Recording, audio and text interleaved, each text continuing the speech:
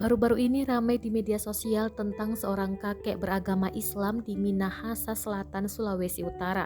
Kakek bernama Robol Ahmad, 71 tahun itu memberikan tanahnya untuk gereja. Ia merupakan warga desa Arakan, Kecamatan Tatapan, Minahasa Selatan.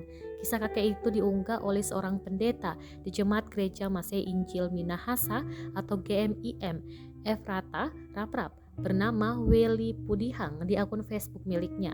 Dalam unggahan tersebut terlihat ada beberapa foto, di antaranya Robi Lahma saat memberikan surat tanah kepada pendeta Weli Pudihang, disaksikan Wakil Bupati Minahasa, Petra Rembang, dan pendeta serta jemaat di gereja tersebut. Selain itu terlihat juga foto surat yang dihibahkan ditandatangani Robo Lahma dan beberapa saksi. Postingan tersebut mendapat respon positif oleh publik. Wakil Bupati Minahasa Selatan, Petra Rembang, membenarkan unggahan hibah tanah tersebut.